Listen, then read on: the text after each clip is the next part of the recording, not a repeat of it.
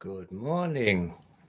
Good afternoon. No, it's good morning. It's 10:30 here in Bydgoszcz, Poland. My name is Paul Brazill. This is the second of my hashtag Halloween 2023 live babbling ons, which are ostensibly here to promote my book, The Neon Boneyard, which is available in paperback, in hardback, as an ebook, and various other forms. You can get it from Kobo. It does very well in Kobo, whatever Kobo may be. It sounds like one of those weird illnesses that were popular a few years ago. But the Neon Boneyard is published by Next Chapter. It's a collection of interconnected supernatural noir stories. It has a werewolf detective. It doesn't have a zombie milkman yet. It's very enjoyable, I think. And I think it suits the Halloween season. I thought I'd do one of these every day, and I may well do it. I'm wearing the same clobber as yesterday, so I put my jacket on, and I thought, hey, that might look proper. But now I can see the lights on. The light from yonder window is shining on my face. Does it make me look older? Does it make me look younger? Who knows? And who really cares? So it's Halloween 2023. This is the Neon Boneyard. I don't know if I mentioned it before. One of the things I mentioned yesterday was Bobby Boris Pickett and the Crypt Kickers, who had a hit a few times with the Monster Mash. It's a very standard Halloween disco song.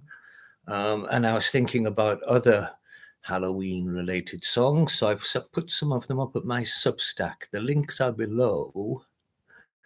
The Substack is Paul David Brazill, or pauldbrazillsubstack.com. And some of the songs in there are Tom Waits' Drunk on the Moon, which isn't supernatural, but sounds like a drunken werewolf. She's My Witch, which is a great twangy song by Kip Tyler. Gloomy Sunday, that suicide song done this time by Mel Torme, which is lovely. I Ain't Superstitious by Howlin' Wolf, which is pretty much one of the coolest songs to walk into a room, playing in the background. Bad Moon Rising, of course, by Creedence Clearwater Revival. And that reminds me of an episode of The Simpsons where someone's having a heart attack and someone shouts out, "Does anyone know CPR?" And Homer starts to sing Bad Moon Rising, which has nothing to do with Halloween, of course, but it's not really going to, is it? I mean, I'm just rambling on. No script again, of course. Yesterday, I think I told a poem. Oh, yeah. It was one of these boys stood on the burning deck once. I don't know what they're called. Are they poems? Are they limericks? If any of you clever people out there know, please tell me. It's the boy stood on the burning deck, his pocket full of crackers. He gave a cough. A spark went off and blew off both his... But anyway, I'm not quite sure what the ending is, but I'm sure you can guess yourself. Halloween music, atmospheric music. Some music just has a Halloween atmospheric supernatural theme, even when it isn't. Some songs just mention monsters, like the Cramps' Goo Goo Muck, which became well known once again recently in an episode of Wednesday where she did a dance, which I can't do because I'm not her and she's cool and I'm not. And, you know, it's not really a spooky song, but it's a great song. I Walked with a Zombie by brilliantly mad Rocky Erickson is another good song. Any other suggestions, please feel free to add them to the chat. Will I do a joke? Okay, it's a Billy Connolly one. There are two blokes in the pub. We'll call them Billy and Bobby. And Billy gets very drunk. And he says to Bobby, "I did it, you know." And Bobby says, "What?" And Billy says, "I killed her." Bobby says, "What?" He said, "The wife," said Billy. "I just had enough of her nagging and arguing and putting me down, so I murdered her." "Yeah, you're talking rubbish, you're just drunk." "No, it's true," said Billy. And this continued for quite a while, and quite a few drinks and a few chases, a few pints of Guinness, I would suspect. And then eventually, Billy decided to prove it. So he went back to the tower block where he lived and took Bobby into the basement. And there was a mound of earth completely in the corner, which looked like it had been dug to cover up a body. But in the middle of the mound of earth, there was a white, saggy arse.